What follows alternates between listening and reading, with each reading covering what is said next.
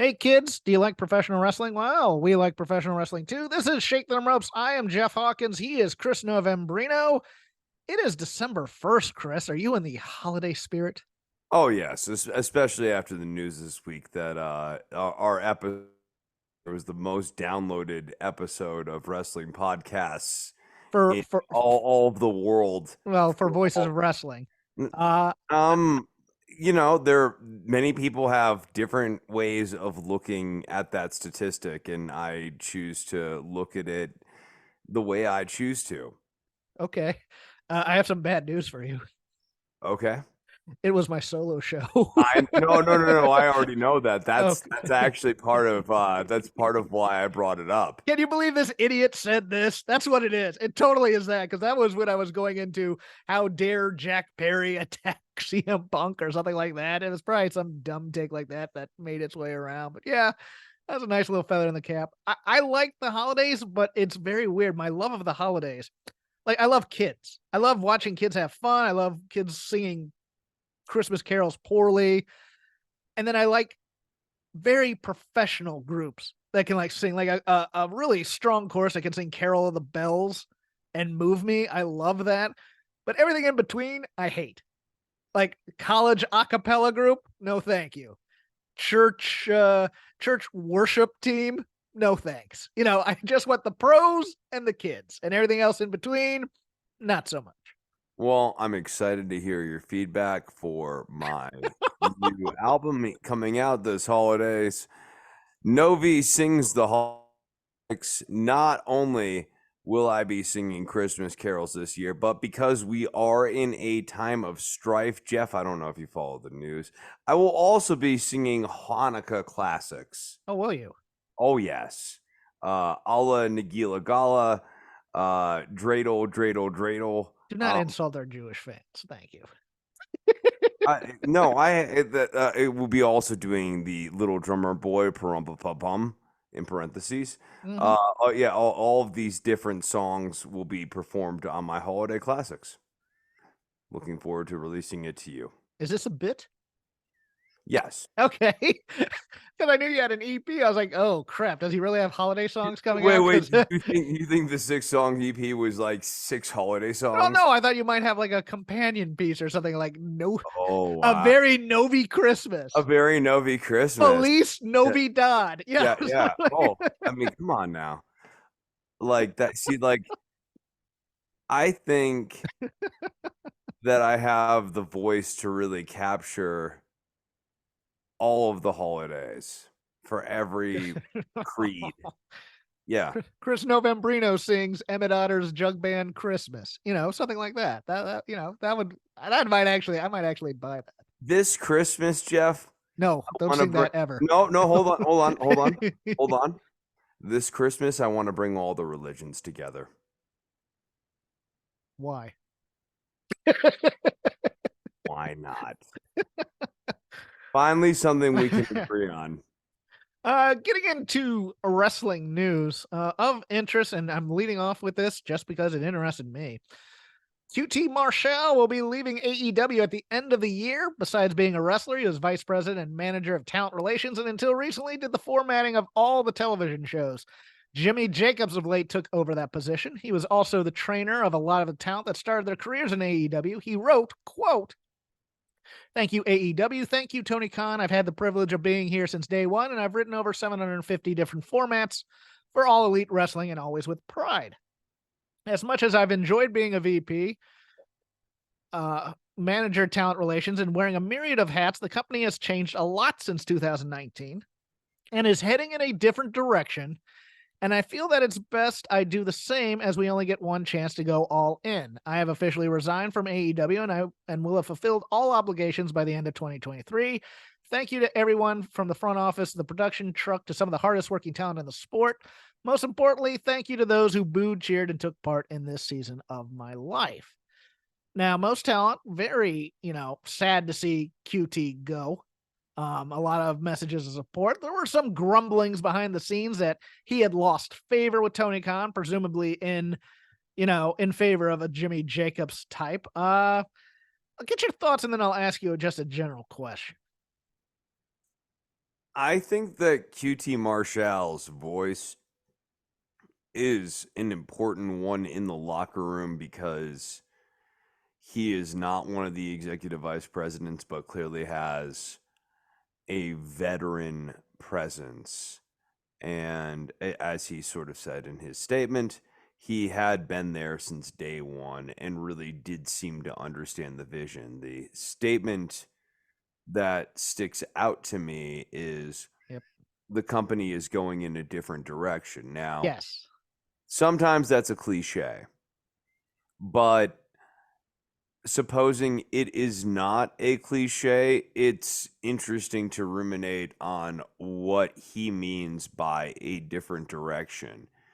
And I think for those who have wanted AEW to go back to quote unquote the good old days, Marshall's departure does not serve as a strong harbinger for that return. That's what I want to get at with this because I've been ruminating from our Discord. We have a very active member who is like, I just want AEW to be what it was 2 or 3 years ago. And to me, QT's instincts were very similar or copacetic, at least, to the Cody Rhodes instincts. The Southern style builds of feuds, et cetera, et cetera. Now, I think he's a glue guy. I never thought he was going to be a star, but I thought he was a perfectly solid mid card heel type thing. But into this different direction, it feels like the different directions are, from creative perspective at least, the Jimmy Jacobs TNA slash WWE melodrama spooky stuff, or just, general wacky things that aren't serious.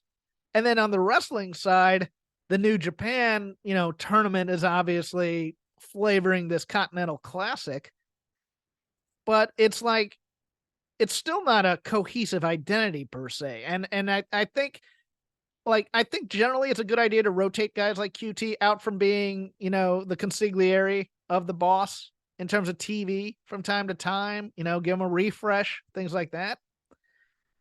But I was thinking, was AEW better 2 years ago, 2 or 3 years ago? And I'm not sure the on TV product was better. I think it was a combination of things that make us feel like it was stronger. I think WWE and NXT being very down, including, NXT was just the drizzling craps 2 years ago. I think, they had just started 2 years ago. Any alternative 2 years ago to WWE would have seemed at least worth entertaining, yes, provided it had, if NWA had launched Power 2 years ago, and in that Power era when they were doing it on YouTube, we would have been watching that eagerly because that yes. was the worst WWE had ever been. And also, at least. yeah, and also AEW had started to get all their toys. They had just gotten Adam Cole and Bryan Danielson and William Regal, and they had just gotten, a talent exchange with New Japan.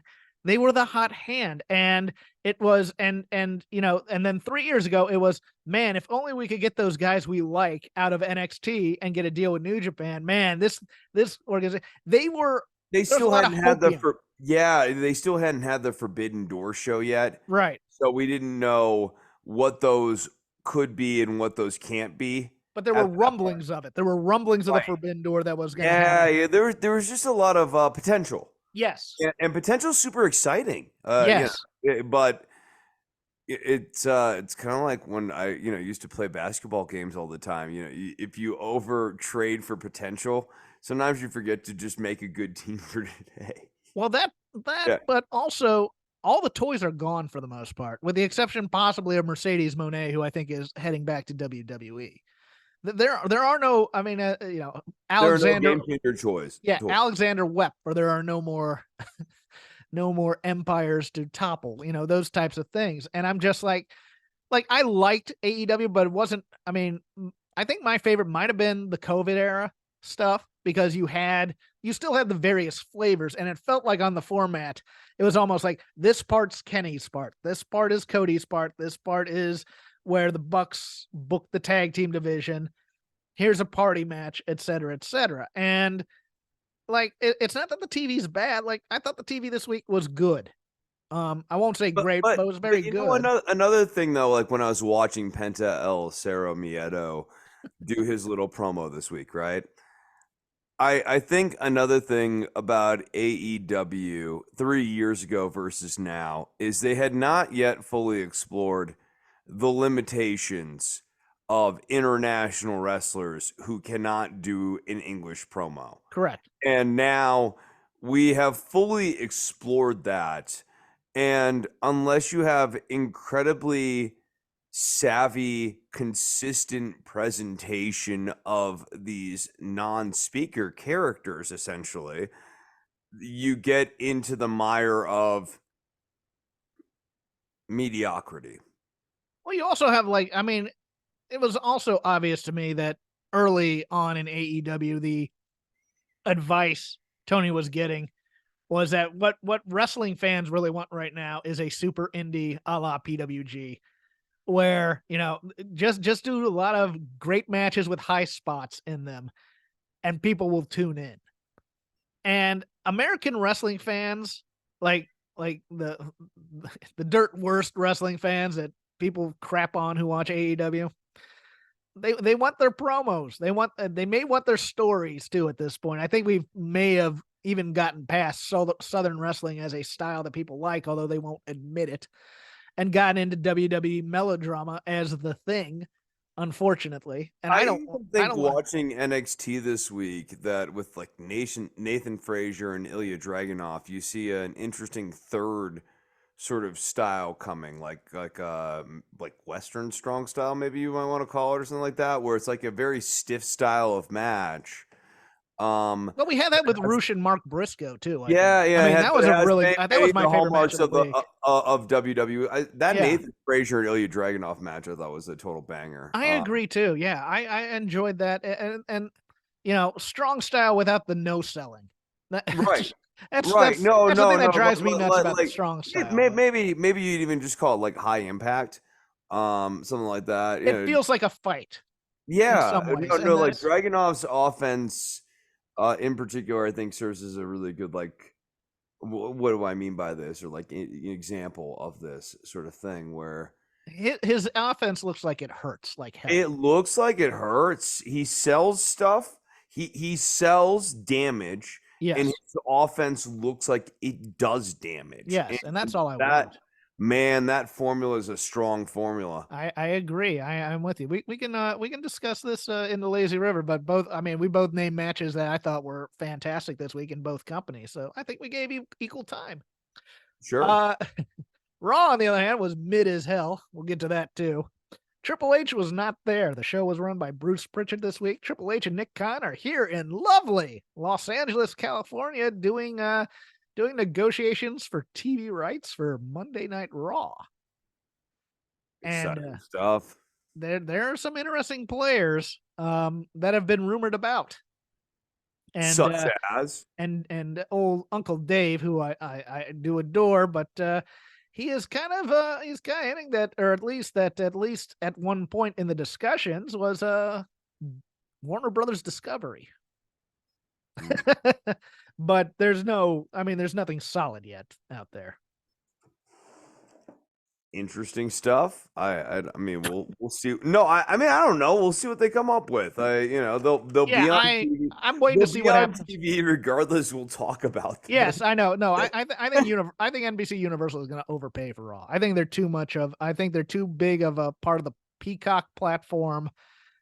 I think they've been there for a while, and when they went away to TNN, USA wanted them back so bad. I mean, I think that's going to remain a marriage right there. I still miss the good old days of TNN. I just thought the show looked the better. Nashville Network or Raw on there. No, but both. Or Spike. They were on Spike. I don't think either eagle ever soared higher than when they were flying together.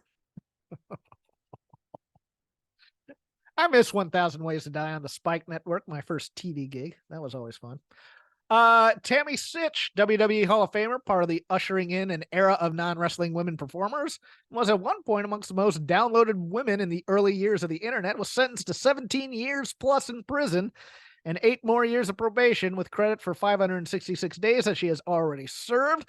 Sentence is a sad ending of a case where Sitch, traveling at a high level of speed and driving under the influence, crashed into a vehicle stopped at a red light, killing the driver, 75-year-old Julian Lasseter. Sitch is still facing a lawsuit from the Lasseter family. Yeah, this is sad, and you know, it's so weird because Sitch is such a carny at the same time. Like a lot of her backstory of, oh, I was a honor student, and then I transferred to the University of Tennessee so Candido could take a job at Smoky Mountain, and then I got into the business. Blah blah blah. There's a lot that I kind of just shrug my shoulders at. Her substance abuse, the death of Chris Candido just really sent her over the edge.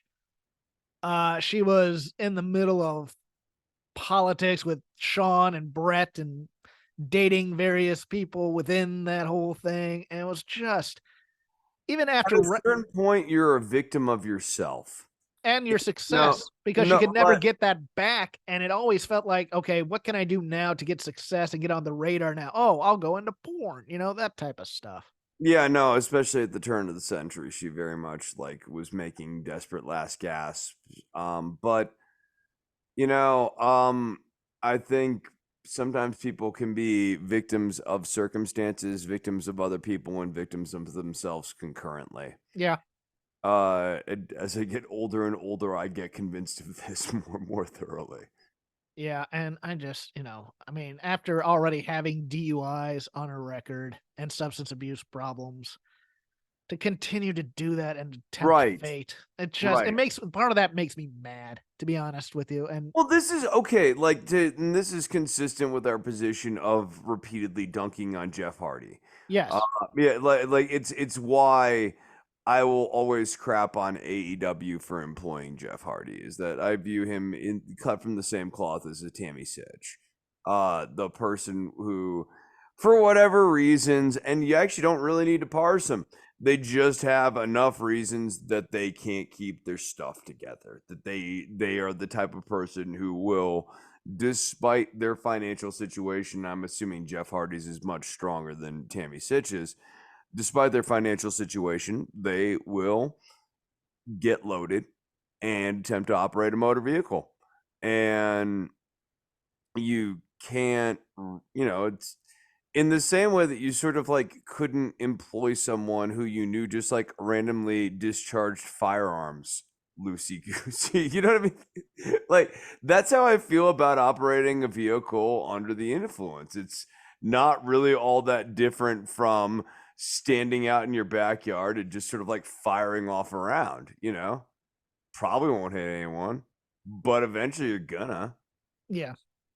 I get to give a lesson in medicine today, Chris. It'll be fun. MJF noted this past week that an MRI showed he had suffered a torn labrum in his left shoulder. Noted he would be doing the 12:30 main event for World's End at the Nassau Coliseum against Samoa Joe. He also has a dislocated hip due to the spot where he jumped off the top rope onto the already collapsed table, but told that the hip swelling is down, but the pain is still pretty much the same. Shoulder injury came from the Uranagi off the top rope spot by Jay White in that match. I just went through an MRI because they suspect I have a torn labrum. And this isn't necessarily a surgical thing, because what the labrum... Wait. I need to ask you a question. Okay. Are you going to have Adam Cole come in and work for you? Can he code? Can he test software for me? Actually, I'm here for that. The new rules are such that you can have anyone you want come in and code for you. Well, I'm going to put you to work, Chris. I'm going to have you come in. Hell no. And you're going to test my legal software. and you're going to be great. I will put you on top of that ice mountain so fast, sir. Oh, you're going to make me shovel snow with a torn Oh, labrum? yeah. Oh, yeah. Bastard. What's your Yeah. problem? I have a separated collarbone. You don't see me sitting here and whining about it more than I currently am whining about it. Oh, you whined about before the show. That's not I know what this is why I qualified the statement. Okay. And I made it even more pointed and refined, and it was like a hollow point bullet of truth that enough of this nonsense. Let me talk about what a labrum is. Talk about labrums. Yes. A labrum, it's funny because they say torn labrum, but that can mean there are three muscles that wrap around the joint in your shoulder that keeps it in place. And there's actually three labrums. And it depends on which one is torn and how badly it is torn. That will depend on whether or not you get surgery or whether or not they just prescribe rehab to build the muscles around it, try to get blood flow.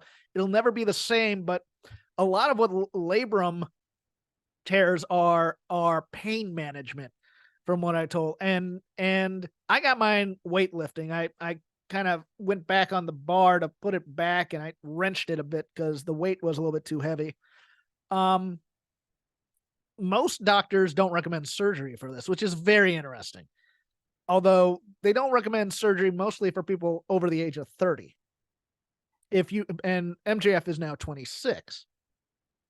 So it's one of those things where depending on how he works, depending on really, I think, and let me explain to you the pain that you feel here, because like for me, I think my labrum is the top labrum that was torn, but it's very painful to sleep at night because especially if you're a side sleeper or you roll, as soon as you roll on that shoulder, man, that shoulder joint is grinding and you wake up in pain. And sleep is a luxury sometimes unless you've started to build up that muscle again and get it going. I think taking bumps with a torn labrum is going to be hell on earth because you're landing on your back and you're landing with your shoulder blades flat. And then what they do is just to spread. I mean, you're watching a power bomb when you're put up and you're put back down, you slap your arms parallel so that you're taking a lot of the force and spreading it out there. That's, right. That's a little secret of the business, if you will. I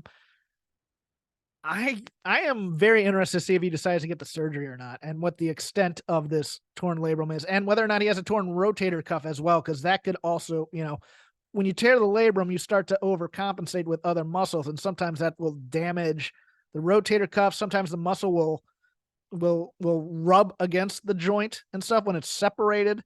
And start to weaken there. It's a complicated joint, the shoulder. So this isn't going to be an easy thing. And I know it's going to kill MJF to take any time off, especially when he's on top. I mean, but he's going to have to. He can't work the matches. The smoke and mirror of the last pay-per-view was not up to the standard of the price tag of the televised event. They need, if they are going to start working, right, 24 is supposed to be the monthly schedule, right? We reported that earlier this year, right? Possibly. Right. So, I mean, they need someone who can command the price tag of this, and it can't be smoke and mirrors, MJF coming out there and doing little skitlets instead of actual title matches. And it's also the war of 2024. The bidding war of 2024, yes. The intrigue of bidding on an injured player. I go in Monday, I'll let you all know what they tell me, but they'll probably tell me not to get surgery, which sucks because I miss lifting. And MJF is a bodybuilder type, and it hurts to do that. I don't think he tore a muscle in his bicep or tricep along with it. I think it's just the labrum right now. But yeah, I'll keep an eye on that one just for personal curiosity. Ric Flair getting himself in trouble for the taping of Rampage tonight. Came out there and as part of his promo, said that any women out there 18 to 28 want to come to his hotel. no boyfriends. Then got a fury of backlash on the internet and responded on Twitter with every word capitalized. Quote, not the whole word capitalized, just the first letter capitalized, which how does that happen? I am so tired of hearing all this negativity. I don't need the work and I don't need the money. False. Can't I simply enjoy being my dear friend Sting's side for the next few months without so much hatred? I know I'm old, but that doesn't mean I can't enjoy life. I have earned the right to do whatever I want, and I'm exactly where I want to be. Appreciate everything, Tony Khan, but I'm more than willing to walk away if I am embarrassing you and your company. All I can say is I'm sorry. That doesn't sound like he's that sorry. Maybe it's just me. Yeah, no, Jeffrey, on this one, once again, it's sad to see, but ageism has reared its ugly head on the internet. No, I think These millennials want this member of the baby boomer generation to go die. They won't be satisfied until he is dead and buried. Want him penniless, homeless, and shoeless by the end of the week. And I think it's disgusting. And everyone under the age of 45 ought to take a long look in the mirror right now and ask yourself, what is it that you have against this dear, dear man? I think Ric Flair has opened up a new cottage industry. Not only is he looking for women with daddy issues, he's now looking for women with granddaddy issues. And I think How many people have had their grandpapa die too soon? and had a weird relationship with her grandfather. Kid. Oh God, we can't go down that road. Let's move on. Serena Deeb has been cleared to return to action. She posted a tearful message talking about how hard the last year has been because she's been wanting to return. She said that since October 2022, when she last wrestled, she had suffered 3 unprovoked seizures, which delayed her ability to wrestle, but that a doctor has now cleared her. Good. She's needed on TV. Yeah, Bring her no, in. man, she's sorely needed. Serena Deeb would be very, very welcomed right now in this AEW women's division. She can talk, she can wrestle. On the other side, oh, go ahead. No. She's just and she's serious, you know. Yeah. Yeah. Like I think she's. I'd bring her. I guess I'd bring her in as a babyface and maybe like get the belt off of Tony Storm and like try to like refresh things. Bandito, on the other hand, got some bad news on the injury front. His wrist injury didn't heal properly. He needs another surgery. He was hoping to be back in action right about now, and now it's looking more like the summer. I like Bandito. I think he's the probably top 2 of the luchadors they have signed. But on the other hand, like we described earlier, foreign talent can't talk, can't cut a promo, can do great matches, but I don't know if he could get over as a champion in AEW. That's the weird thing. I'm not gonna make a glib joke about like Bandito and Vikingo. Like they're obviously different wrestlers, but Yes. like they have the same ceiling. They can't talk. They can go out there and have a good one-off match with no context, no premise, and They can be in a tournament and get pretty far and then lose in the quarterfinals. and Yeah. if it's like 1996 WCW first hour cruiserweight, First hour of Nitro. Yeah. yeah, first hour Nitro, rad, but it's not carrier second hour stuff. Other interesting talents coming and going. It looks like WWE assigned Maddie Renkowski to the Performance Center. I like Maddie Renkowski a lot. She did some preliminary work in AEW for a while and caught the wrath of the internet because she had a ponytail like Bianca Belair's, and she got cultural appropriation shamed into cutting into that. But overall, I mean, I've been kind of following her work in GCW and things like that, and seems like a nice kid. Did not realize AEW has now passed on her, Thea Hale, and Kiana James. That's the name I was trying to think of. Oh, wow. All Oh, three did wow. preliminary work for AEW, at least on the Darks and in the Dark era, and they just decided to pass on all three, which I find very, very interesting. Mm. Missing on Kiana James and Thea Hale, like both of them, they are really, really solid Kiana prospects. James might be my most improved wrestler this year Dude, in terms of the states. she's really solid. She's figured it out. Yeah. Yeah, she's really figured.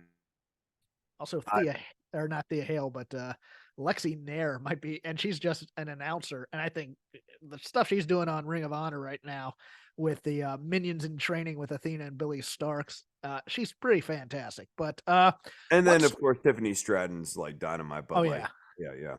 One surprising cut, because WWE cut office staff today, but they also cut one on-air talent. McKenzie Mitchell, your backstage reporter for NXT, let go. She announced that on Twitter today. She is married to Vic. Is it Vic Jacobs? Is that his name? Joseph. Vic Joseph. Chris, I have sung her praises on this show numerous times. She is, I even think she's slightly better than Renee at times. I think she is one of the best hires for a backstage interviewer they have ever had, because she, for some reason, has been able to eke out the ability to be able to react to things people say to her, be able to come back with questions, be able to give scorn to wrestlers who say dumb things, as opposed to just, how do you feel right now? And put the thing up. I think she's better than Kathy Kelly. I think she's better than Kayla Braxton. I think she's better than Jackie Redmond on Raw. I think she's better than the 4 Feet of Concrete on NXT, who's probably going to replace her. That was one of her nicknames. I forget her name. She was in Ring of Honor for a while. She wore glasses, and now she doesn't anymore. But yeah, I was kind of dismayed by this. I think she's a fantastic backstage interviewer. I guess they just decided that they had enough on the main roster. Yeah, hopefully this would be someone who I think would be a solid pickup for AEW. I think they have too many broadcasters right now. They do, but they need to at once pare down, and you can actually develop out long term. And McKenzie Mitchell is someone you could reasonably have there for 10 years.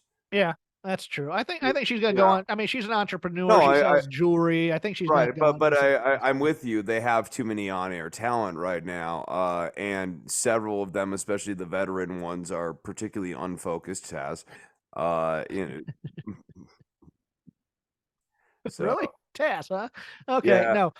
She came from Hard News. I think she'll go back to Hard Taz, News. I have hard turned on. Taz is a clear net negative on the show. Yes, I somewhat agree. I think McKenzie Mitchell ends up back in Real News, like local, partially upper tier, major media network or major media market area, like, your LA, New York, DC, maybe still in Florida, because I think that's where her and Vic reside. I'm gonna miss her because I really like her, and I really liked she and Alicia Taylor would do a for the internet only type show or for the network only type show, and those two had crazy good funny chemistry together. I mean, they were legit funny and got to show off their personality a bit. So yeah, I am saddened by that.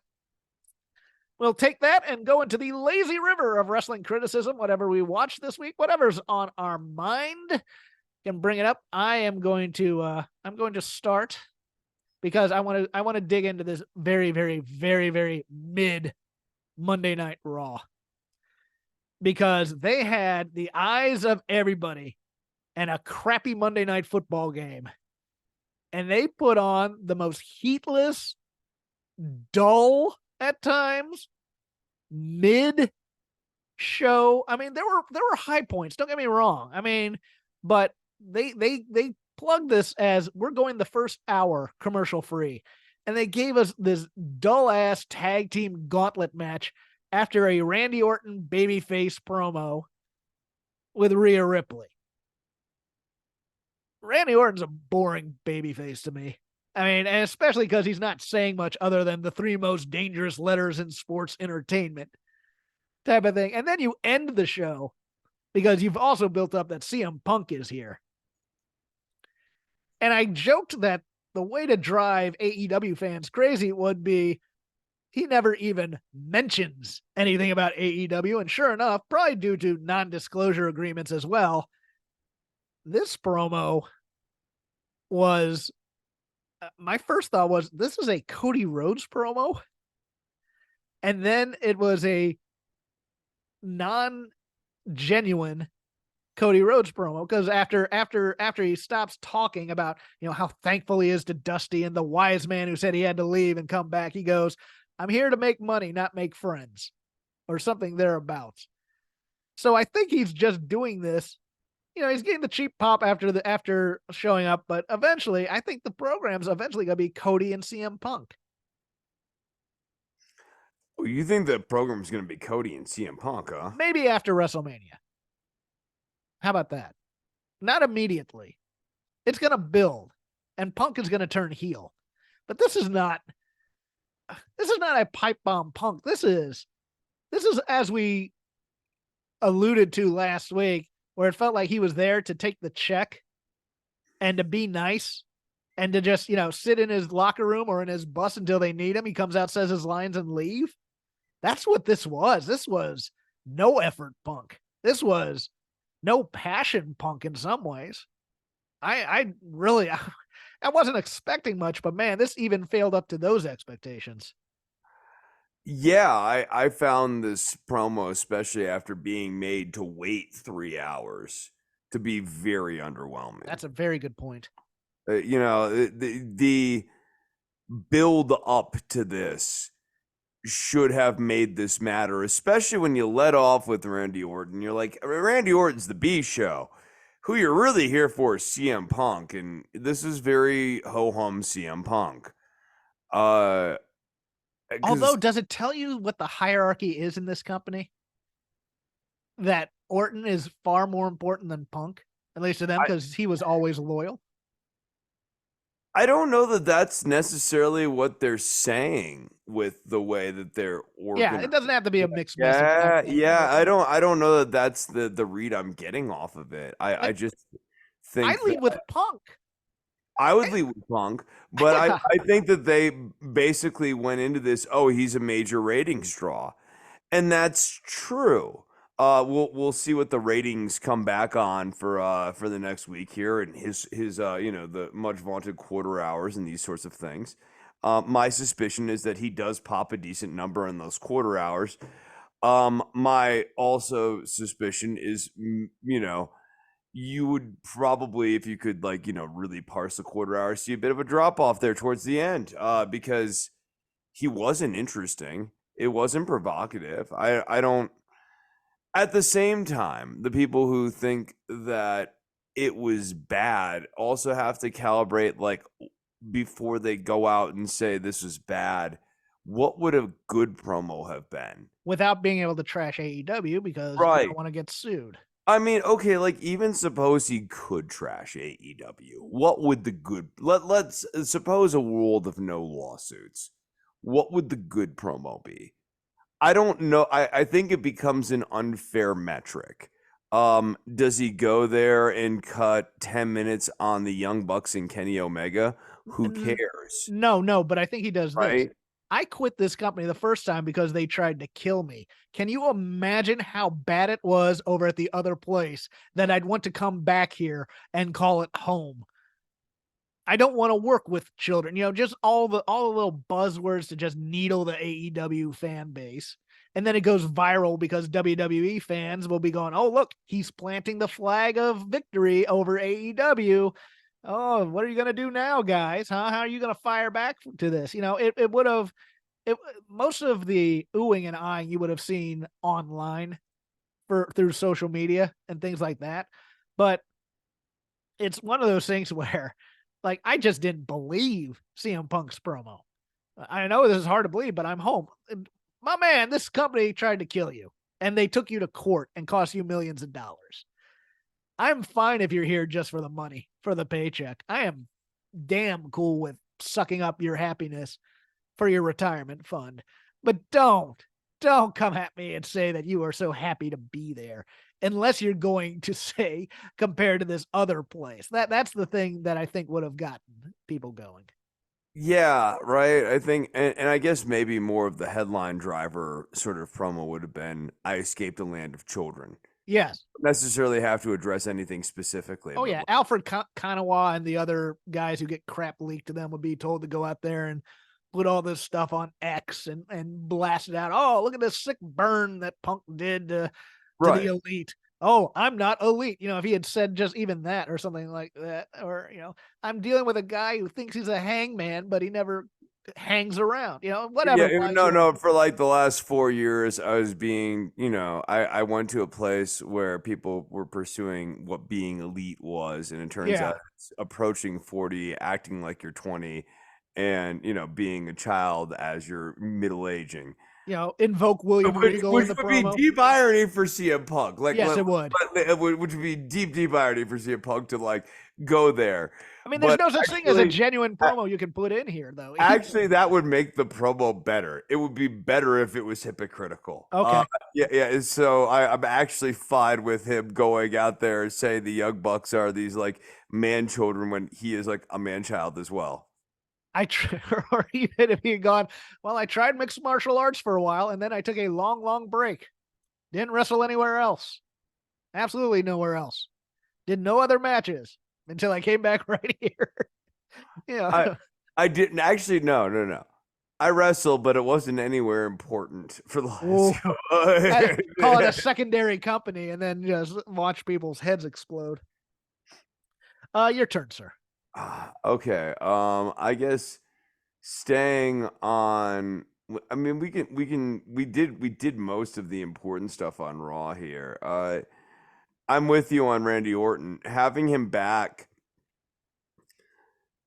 heel or babyface, right? Like Randy Orton in concept is always better than Randy Orton in execution. Yes.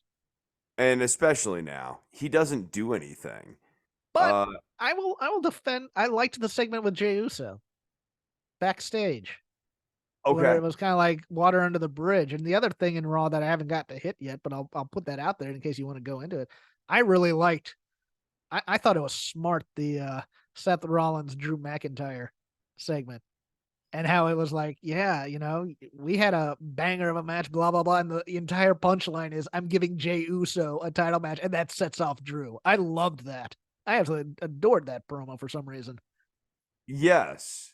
I thought Drew's talking too towards the end. I think I'm noticing a change in promo direction where like there's less sort of guidance on some of the beats. It feels like the wrestlers are kind of being given a little bit more rope to sort of like work through the character and stuff, or things are happening off microphone but still spoken is the other big move here. I'll bring it back to Randy Orton. A lot of this, although it wasn't necessarily great the first week, feels like you remember the run Batista had where he just didn't give a damn, and he's wearing the pink polo shirts, and he's cutting promos on John Cena about kissing babies and hugging fat girls.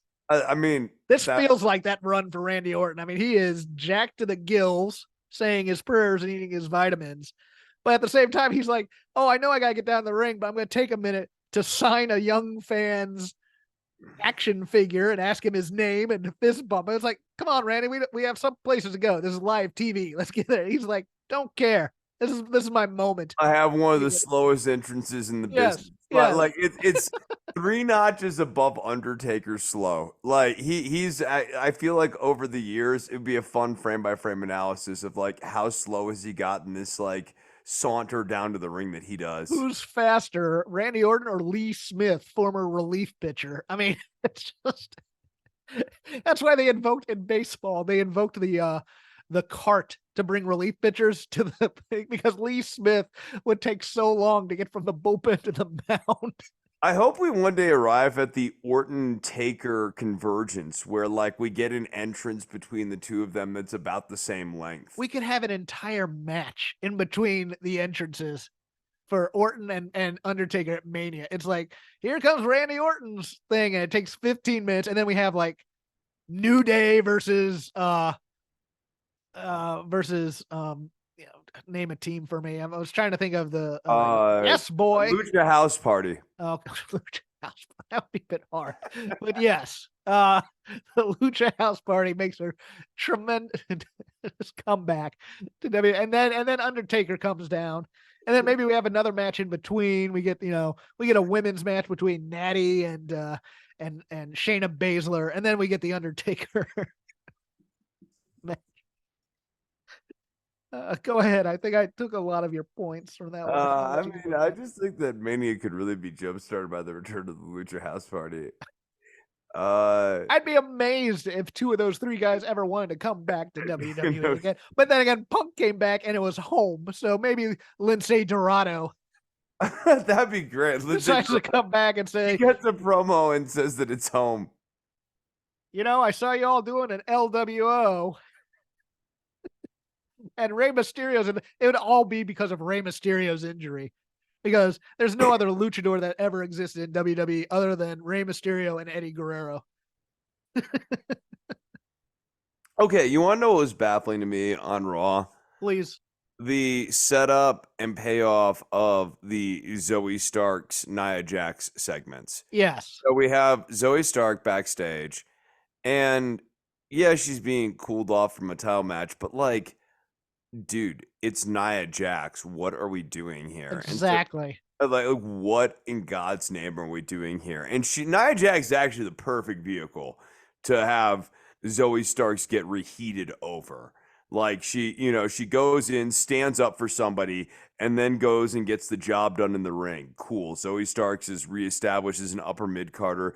Nia Jax, who we have been doing this experiment with for like almost a decade now, is what she is, and that's okay. So's Natty. You don't need to pretend that there's something they're not. This to me felt like Pritchard scripted a match around a joke in the promo. Because if you notice, Zoe Stark said, "Shut your hole." And there was that whole thing about Nia Jax when she fell on her butt. Oh, my hole. Oh, her hole. That's right. That's right. And She it's did like, fall in her hole. maybe people other than obsessive podcast hosts with bad senses of humor, like myself, will remember that spot. And I'm just like, that's what I mean, if you did Zoe needs a manager is what she needs, man. I mean, if you did remember that spot, wouldn't that just mean you don't take Nia Jax even like No. take her even less seriously? That's the sentence I'm looking Yeah, for. Zoe Stark is great, but she has anti-charisma and she needs something. And I don't necessarily want to stick her in a tag team because we already blew the tag team with her and Shayna because that was a great idea. Okay, but I mean, I just think it's a reinvigoration of the match style. It's like, yeah, if Zoe goes in there and she's just laying offense in on Nia Jax and kind of dismantles Nia Jax, all of a sudden you're kind of into her because she's like a female Ken Shamrock sort of type. She doesn't need to say a ton. She just needs to say what she wants and go and get the job done in the ring. People like someone who kicks ass. I'm gonna head into the land of Dynamite. Mm. I thought the 3 matches for the tournament were pretty damn good. And of course, for my own personal predilections, Emi Sakura chopping the hell out of Julia Hart was a lot of fun too. They did a good move, but they need to do more of it. And that is the best thing that this company is putting out right now to me are the post-match promos for this Continental Classic tournament. And they only appear on X with the exception of the Eddie Kingston one that they showed on Wednesday. Like the Mark Briscoe one from last week was absolutely fantastic. The one from John Moxley that hit the internet like today, I think earlier this morning, was great. Jay White, Swerve, and Jay Lethal all had great little promos. I adore this stuff, and I would gladly give up this show being live if you wanted to just edit this show and splice these things in, please. They're so good, Chris. And people like you, no offense, who don't follow X or social media, don't get to see them. No, I agree. I think this is in a way why my opinion is of service, that like I am watching Dynamite Quad Dynamite. Like there's no additional supplemental context or anything sort of creeping in. It's just what you explained to me on Dynamite's what I understand on Dynamite. Yeah, Uh, they're real. They're emotional. People but get that, angry. but People get this is, sad. I'm with you. If you're going to commit to a title tournament as the wraparound story format for your show, for what are we doing this for, like 6 weeks, 8 weeks? Do it then. Yes, It's 6 episodes. Reallocate the time budget so that all of these promos are in there so that for 6 weeks it feels like a sporting presentation sort of thing.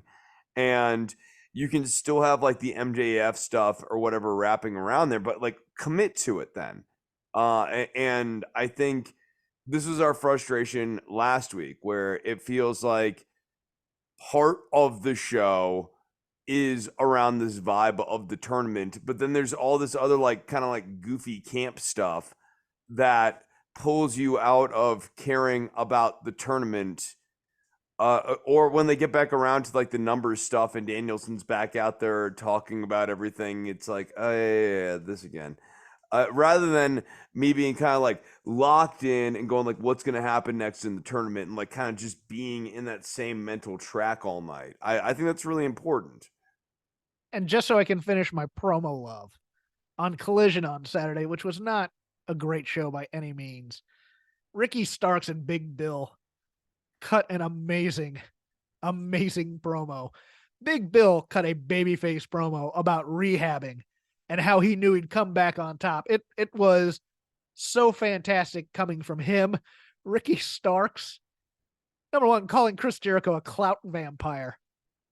That hit me in the feels. I adored that comment. And then Big Bill coming, look, we're two singles wrestlers. We don't really even know each other that well. It's like, hey, Ricky, when's my birthday? Don't know. See? These two are a fantastic team, and I love them to death. It's just the comment you made, and it's going to continue because they're in Canada this week.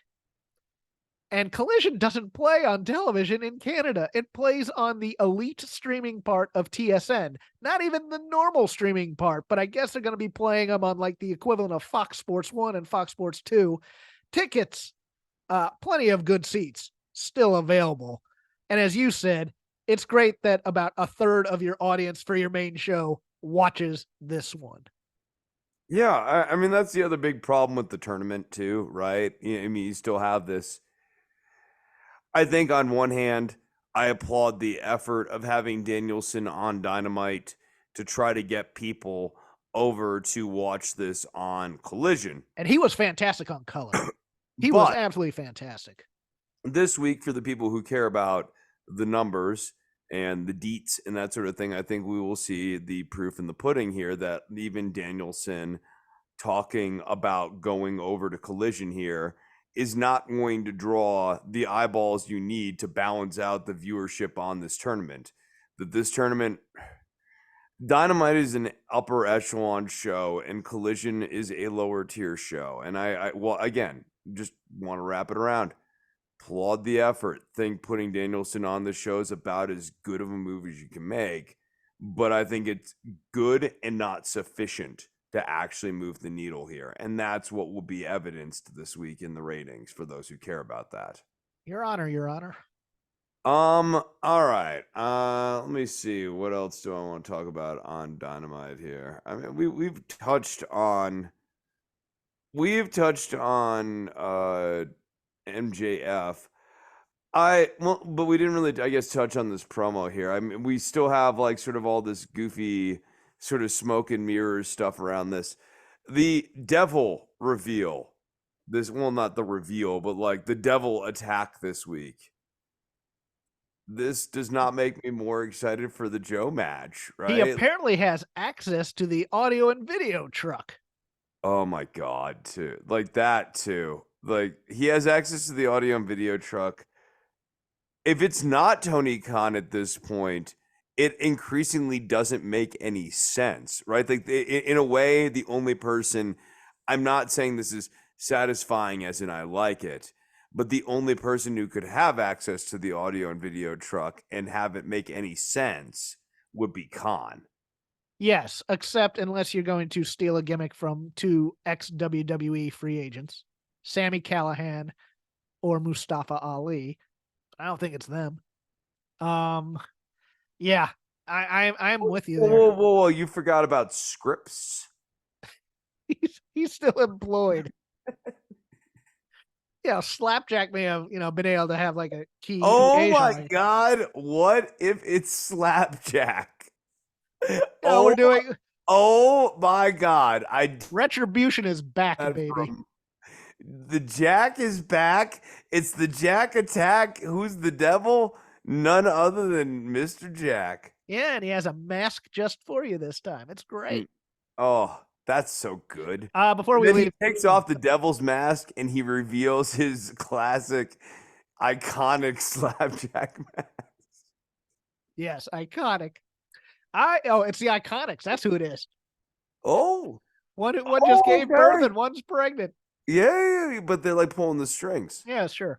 Um, I just want to give more love. The two guys I watch the most now on Dynamite are Samoa Joe, who is fantastic in everything, and Roosh. And this Roosh Mark Briscoe match, it was a hoss fight, and it was so great because Roosh does not give a damn about getting punched or chopped, and Mark Briscoe is just nuts. And boy, this has been my favorite match of this tournament so far. I adored this. Just two guys walking and chopping each other. That's all I want wrestling to be is Chi-Town Rumble 89. So I adored this, but I am done with Dynamite, sir. Yeah, no, I also enjoyed this match a lot. Disappointed that Briscoe didn't win. I guess I have a different vision of what Briscoe's story should be in this company and his story should be in, 23 than I they have do. a thought. I think he and Jay Lethal are gonna tie. And Okay. they're gonna dedicate it to Jay. And that might actually start a Jay Lethal face turn that I thought was coming before. Right, right. That would be cool. Yeah. 24, like, them like actually, having I don't know, like a tag team or something like that. But yeah, I think that they have misused Briscoe, but he's been having amazing, like just in the sense that he's been losing, but he's been having amazing matches. His match with Moxley was really good too. As SmackDown is currently going as we speak, the only thing I have left is random thoughts on NXT, but I'll let you go if you have something. We can certainly go into NXT here. I'm trying to think of what. Well, let me throw out a topic here and see if Man, it. you might have to go. I guess I.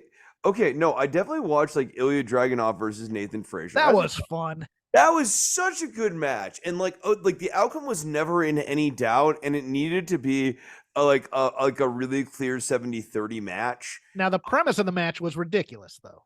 The setup for the match was absolutely preposterous. But it worked so good as an enhancement match for Dragunov. No, I know I hated the setup, but it was such a good 70-30 sort of match. Yes. Where Fraser's 30 was good and respectable, but like Dragunov just dominated him. And then he really drove home the statement there with those H bombs at the end.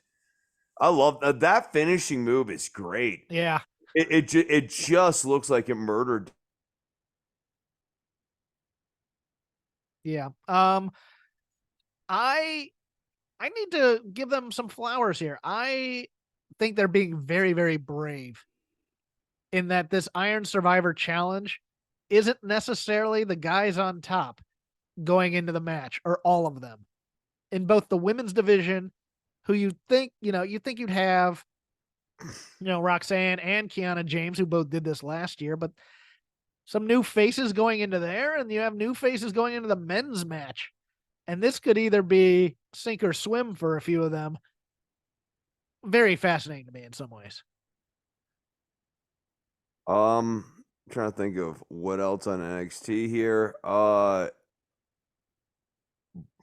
Boy, Lexus King's gimmick really kind of like it's a less is more sort of thing, isn't it? It's Sean O'Hare.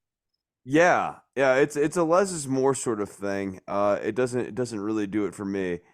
Uh, I He's the B villain taking credit for A villain stuff, and I just it's very much a less is more thing. Although that drop kick Briggs threw from the top, not Briggs, but uh, Buchanan's kid was sweet given his size. oh Jensen. Jensen, yeah, Yeah, oh yeah, Jensen. Like, dude, Jensen's. It's weird because I sort of felt like the wrong guy won, right? yes, Jensen to me is a much more interesting prospect than Lexus King, I would agree. and then Wesley gained the number one contendership. I just feel like we've seen this before. In a way, I'm almost I'd be more interested in seeing Dominic go up against Gargano or Cameron Grimes than Wesley again. Or even Bronson thick Reed, boy. Bronson, Yeah. oh dude, yeah, Bronson Reed, I think clearly was the standout in that match. And it's like that was also a highlight of Raw, and I love that they continued on this year. That match was nothing on Raw until they came out to the stands and then just started beating the crap out of each other. And for me, it's like I kind of tune out because God love him. I love Cameron Grimes. I love Johnny Gargano. They're never going to be. I mean, they're just getting the paycheck on the main roster for time served in NXT and thanking them for great matches at this point because they're not going to do anything with them. Bronson Reed might be the exception to that rule. Bronson Reed's face when he got face plant in the Nards, that was some outstanding stuff. Yeah, that was good. I mean, even though I guess my read of Dominic Mysterio's comment on commentary is that he had something to do with Ivar being there. Yeah, I agree. Yeah, so like I thought that was interesting because it's like they're not going to follow up on that though. That's just hiring heel stuff, I think. Yeah, no, I know. It's too bad because like that's actually like an interesting wrinkle to have in there. But if they had followed up on that, did we really need two premature ringing the bell type of spots?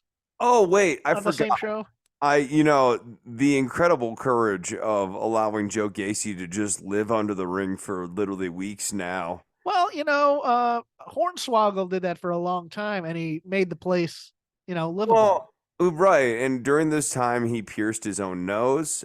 He has a new awesome nose thing, and that looks cool. He is less defined as a character, always a strong choice. And I think that living under the ring, having a nose ring, and longer hair, all of this just formulates to make the new Joe Gacy, who I think just turn him babyface. He was a great babyface. Was he? I mean, yeah. When he did that match, I think it was actually the Iron Survivor. He was in it last year, and he had the babyface fire ups.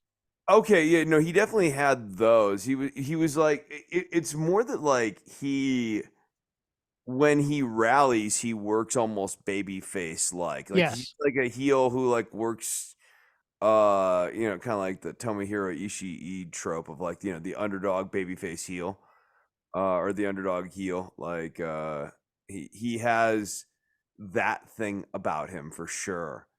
Two quick hits I'll put in there. Yeah, hit me. Do we need to make Roxanne Perez a jerk? Because I don't understand this at all. I get that Kiana screwed her in her match, but coming out ringing the bell and just smiling and being a jerk like that, I just like, you are so unlikable right now. I hate you. And one other quick hit, the Chase U segment.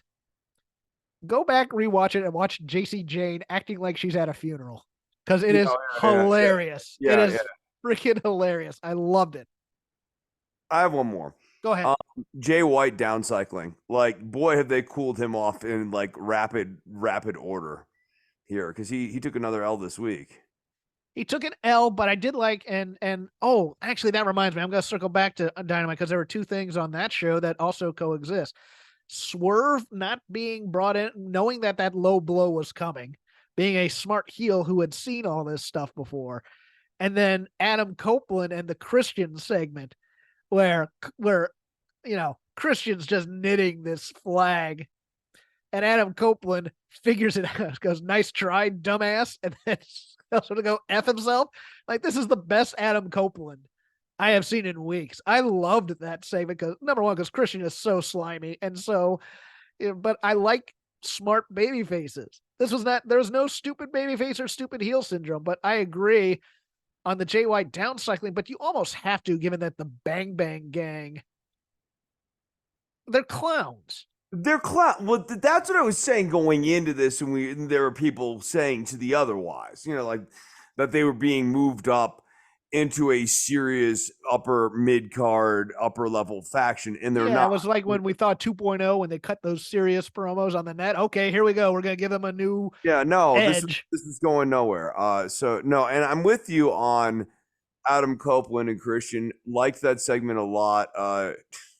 Do it for the Jude Meister. Busted me up. Like, what do you? We named that Taurus Toby. Toby the Taurus. Taurus. Yeah, I just. and I'll tell you something that Christian did, in my opinion, that was so fantastic, because he's calling him kill switch, and then so that they're not chanting BS, he switches up, and I think he purposely called him Luchasaurus accidentally and went back on that just to get a new reaction out of that crowd. I think this was absolutely planned, and I thought it was executed brilliantly. He's very, very entertaining. The only thing I didn't like was Copeland using the F word like as this like big like exclamation point at the end of the promo. Like, it was so I didn't think it was that good. You know what I mean? On one hand, it was earned in the sense of Christian sitting there and invoking his mother. Well, no, that was the exact line Christian gave to Copeland when Copeland offered the tag team. Oh, yeah. Okay. That's what I need to remind you of, because before you go on this land, it was a perfect bookend type thing. I actually liked that. Yeah. Although the guy on the censor was a little bit slow on the uptake on that one. Yeah, no joke. Yeah, no, you definitely heard that live on In Home. Which is funny because, again, to your point, I hadn't thought about it as being a wraparound. In that sense, I give it approval, but then it's still like, then why wasn't the censor guy ready for that one? They should have definitely had him queued up. Like, that's the tag, that's the button to this whole promo. It's just a wrestling promo. I'm just gonna sit here and, oh wait, that was it. And 10 seconds after it happened, I mean, like, okay, so right, I will reorient my criticism here, right? Because this is a situation where you are going to give a talent a live microphone, and they are going to use the F word. Yes. On national television. Yes. Internal communication absolutely should be rallying that over to the censor team and everything. Like, that should be circled. Like, the one thing we know for certain is going to happen is at the end of this Adam Copeland promo. When's it going to happen? After he kicks him in the nuts. Tony Khan behind him. The flag is actually really obvious too. There's a nut kick to set up, and that's what telegraphed. Yes, here it comes. I'm going to hit a gong behind you to wake you up. Bong, bong. Wake up and watch this. There'll be a man swooning on the floor holding his testicles.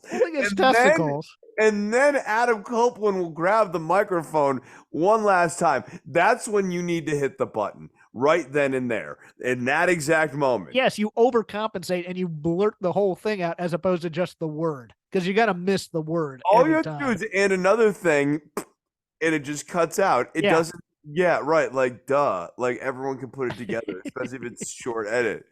This, I mean, it makes, so to your point, makes sense. Like, makes sense literally, and in this sense I applaud it. In terms of an organization not being able to execute on something fairly rudimentary, this is like silly. Like, this is academic. You because if you don't do this, why do I care about this? Is this because I don't care about using, or like I don't care for this sort of language? Clearly no. It's because you get an FCC fine. Yes, it costs your company money. Dude, I mean, Although this was on the West Coast especially, this was It would not have been prime time. after Watershed. Yeah. This was so weird because I'm watching Raw and then it bleeds into Bad Moms Christmas, and on USA it dropped an F bomb. I'm like, when was this allowed? But I'm guessing like there's now like one allowed as long as it's after 10 p.m. Mm-hmm. But you're still live on a lot of carriers, 7 Well, o'clock. before that, yeah, 7, At 8, least AEW, yeah. DirecTV, you watch it live. You don't watch it with time adjusted whatever. So yeah, I agree with you that you have to be vigilant. Although Tony has a lot of money, I get that, but like then but then the that's what gets network executives nervous. but like I mean then I go back to while the actual phrasing is earned, like something about and one last thing, and then just like the F word, like is very lame. Like like one last thing, eat F word, like or whatever it's gonna be, it's not a very Well, in WWE, he would have yelled, "I want a title opportunity." See, he's out of the land of McMahon stuff, so he can say these edgy words. He's an Adam Copeland is an edge lord. Ooh. Ooh. Let's end it there on the bad pun. I apologize for nothing. You can follow me on X at CrapGame13. You just follow the show at Shake Them Ropes. You can follow Chris on the Instagram at DOCTOR_Nove. That is Dr. Nove. We are part of the Voices of Wrestling podcasting network, podcasting interests for any of your niche wrestling fandoms, including the Gentleman's Wrestling Podcast, the Music of the Mat, and of course the flagship with Joe and Rich, which pretty much goes for 6 hours and covers everything in wrestling. I am also on the Fight Game Media Network on Wednesday nights, about 20 minutes live after 20 minutes on YouTube, live after Dynamite, doing the Dynamite show with one Paul Ace Fontaine for the very cheap cost of $5. You can get access to the audio the next day if you can't stay up that late. Would appreciate it. Get paid. Chris also has plugs, and in this holiday season, where he has EPs celebrating Hanukkah. He's going to tell you about his record collections and songs he's writing and lessons you can take. I mean, you can do a glockenspiel lesson. Yes, yeah. So my EP, Dreidel, I Made You from the Heart, a collection of Chris Novembrino's favorite Christmas and Hanukkah carols, will be coming out a little later on this month. Really excited to be releasing that to the public. I use different tunings. I sing in a combination of different dialects and languages. Oh no! Oh no! Hey, cultural appropriation? No. All done with an acute study of each culture's dialect before being executed. I would. Listening to the early playbacks on this, Jeffrey, I would say each is more tasteful than the next. Plug your real stuff. Okay. I also, for those of you who want to give the gift of music to your family this Christmas or Hanukkah, as it were, and you're giving them a guitar, I do teach music lessons. So now's a great time to get enrolled, especially since the tram will be going on a shutdown during January and February. So lessons are definitely welcome, invited, will be encouraged, applauded. Please sign up for lessons. These next couple of months will be a little rugged for your boy until the tram reopens in March. So if you're interested in lessons, DOCTOR_NOV. That is my name on Instagram. Also, my actual EP. Well, I don't want to say my actual EP. I want to say one of the two EPs, one of which is more in a completed stage right now than the other.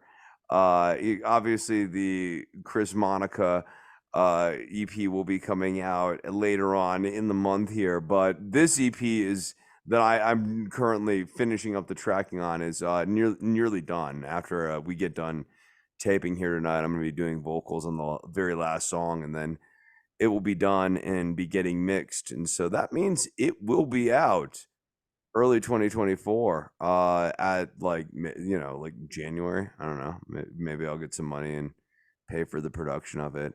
Hopefully I'm very hopeful that the holiday album that I'm coming out with here will dreidel dreidel dreidel : I made you from the heart. I'm hoping that it connects with, again, I want this Christmas to be a moment where every religion around the world can come together and have something we can all share.